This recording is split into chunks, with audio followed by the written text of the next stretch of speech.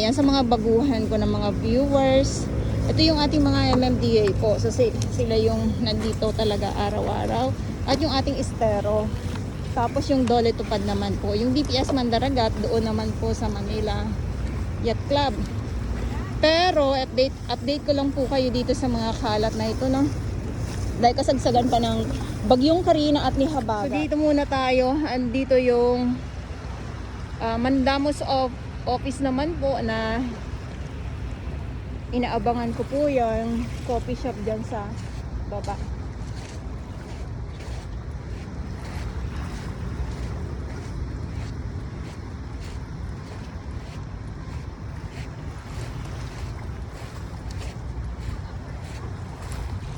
Ayan ha. Ito ang ating view. Ngayon dito sa Dolomite Beach ngayong umaga, ngayong August 17, 2024. Good morning po sa inyong lahat. Kahit na ganito umaga, binanggit ko na po na wala pa pong alas 9. Pero yung init, masakit yung init po sa pala. Kakaiba yung ano niya. Kaya alam niyo po, nagsisipaglabasan na naman po yung mga isda. Ay kita natin katulad doon kanina.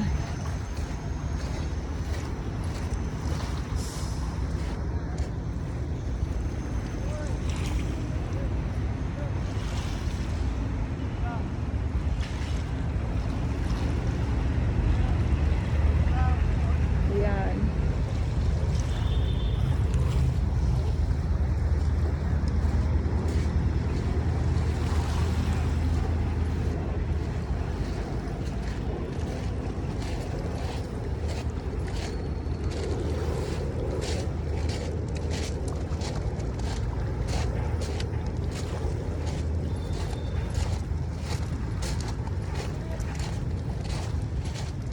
So nandito na tayo sa zoo. Ulitin ko lang.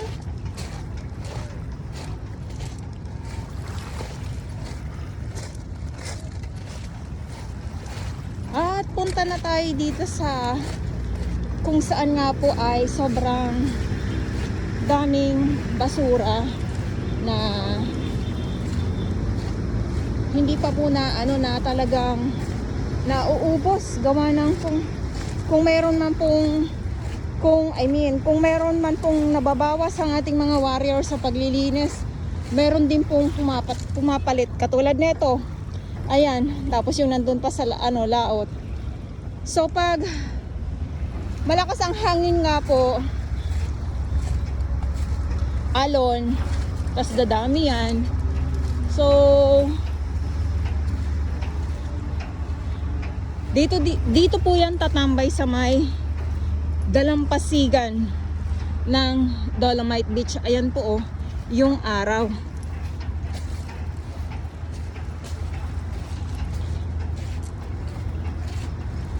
At eto yung mga sako-sakong mga kalat. Akutin din naman po yan ng truck.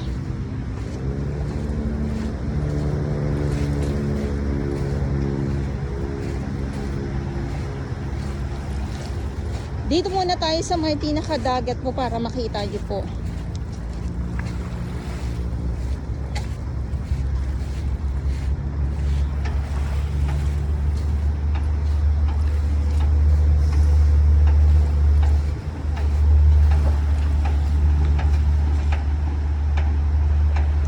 Yung payong ko, ano ba yan?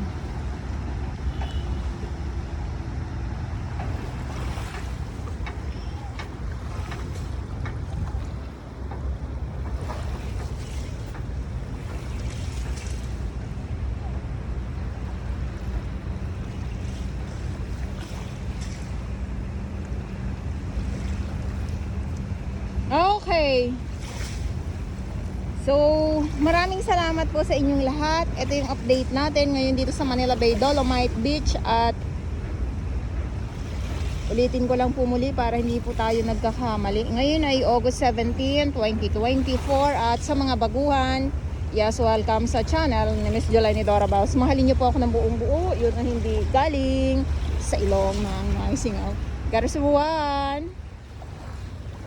Mag-aalas 9 pa lang po ng umaga at tirik na po ang araw. Sa gusto pong mamasyal, kailangan maaga po kayo para pag ganito na maganda po ang panahon, talagang mainit po ang inyong mararamdaman dito sa Manila Bay Dolomite Beach. Ayan, so nandito tayo sa 2 ng Dolomite Beach at doon yung entrance. Silip po muna tayo dito para makita nyo naman po yung ating update kasi may ano tayo, nandito tayo yung nakaraang araw, no, yung ating huling upload ay samot-saring mga kalat nga po dito. So ito, nawala na po yung nandito, no, na mga kalat. Nandiyan na sa sako. Yan na lang po ay, pero dito may papailan-ilan pa din po. Ulitin ko lang, no. Pero naibsa na, hindi na katulad nung nakarang araw or mga nakarang araw na talagang tambak po dito. Ito, sangkatutang mga saho naman po na mga kalat yung nandito. Ayan ay hahakutin din po yan ng truck ng MMDA or kung hindi naman truck ng DPS.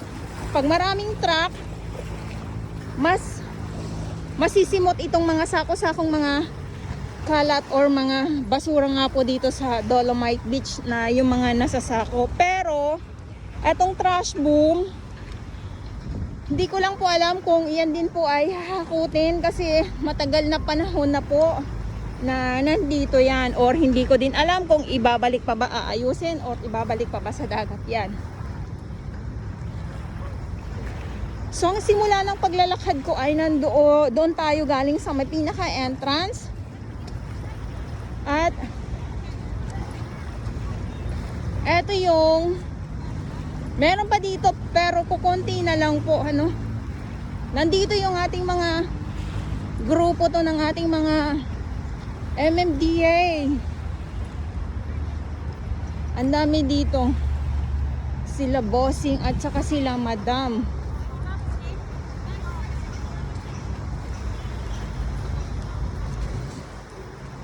Ang init. Grabe, tingnan nyo naman yan, oh. Grabe, oh. Good morning po. Good morning. Pinakamaraming bata. Oo nga. Ito ang pinakamarami na bawas na ano. Bawas na po yan, ma'am. Sabi ko nga, hindi na katulad nung nakaraang araw na nakuhanan ko to. Ngayon kasi ma'am, di ba, bumaha. Umulan, bumagyo kasi. Oo. Lahat ng basura na naman. Sa... Tinambakan talaga, ano. Sobra dito kanina. Ang dami. Ayan, so i-update ko lang kayo na muli sa aking mga viewers, sa mga nagsasabi. Walang naglilinis. Kayo naman. Di ninyo naman kasi nakikita araw-araw, eh, charis. Di nyo naman po kasi nakikita araw-araw, eh, kaya ganun, eh. Siyempre, habang masama ang panahon, nadadagdagan din po. May nababawasan, nadadagdagan kasi pag katulad niyan, yung iba may sumusugod na naman, mababawasan to dito, may dadagdag. Ayan, so dito muna tayo. So halo-halo po yung mga nandito po na mga kalat na talagang napapadpad dito sa Manila Bay. May mga styro, more on mga plastic, kahoy. Good morning po.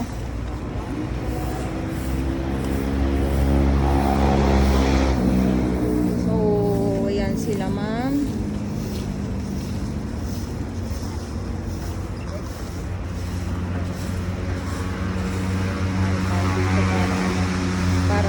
Para masabi ninyo ay baka mamaya meron tayong tinatago. Ayun na. Pinagtulungan na itong ano.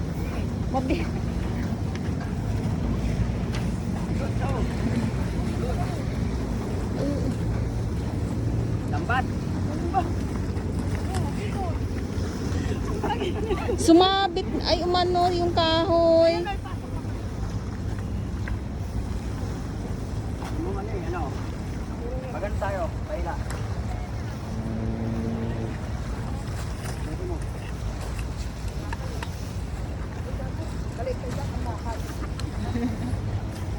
turuin nyo. Yung ganito katirik ang araw po, andito yung ating mga Manila Bay, ang ating mga Manila Bay Warriors. Hindi lang sa katirikan ng araw, umulan, uminit at bumagyo. Nandito po yan sila. Sa mga nagsasabi na walang naglilinis, pinabayaan, nandito pa din naman po. Hindi nyo lang po kasi talaga nakikita. Ganun lang po yun. Yung nandito sila pero kayo, nakapikit nga lang kayo. Joke lang po. Ayan. Sulitin ko lang po. Ayan. Iikot ko po kayo para makita nyo po. Dito ang dami. Nakaraan yung anong huling kuha natin, ang dami dito. O, kita nyo, malinis. Tapos ito yung mga sako-sako na nakolekta ng ating mga MMDA. Ayan. So sila yung mga nandito po.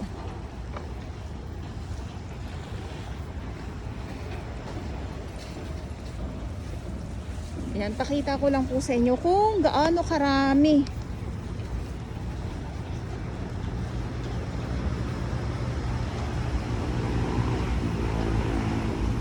Iba po yung nandito at iba din yung nandoon sa kabila, yung malapit sa may entrance at sa exit naman po.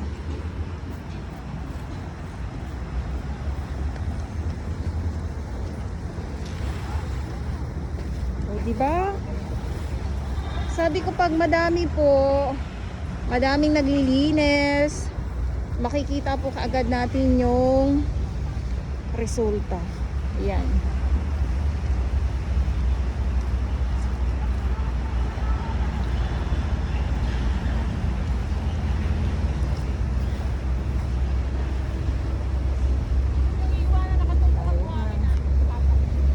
Lakad tayo dito. Kahit yung mga maliliit. Kasi alam niyo po yung pinaka dito, yung styro na na mga styro na hati-hati. Ganyan. Yun pong pinakamadami din dito. Syempre pag parang nagiging na yan eh. Putol-putol na yan eh.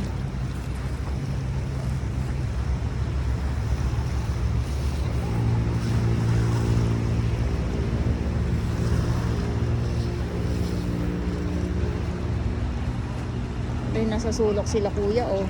Nasa seawall talagang matindi dito.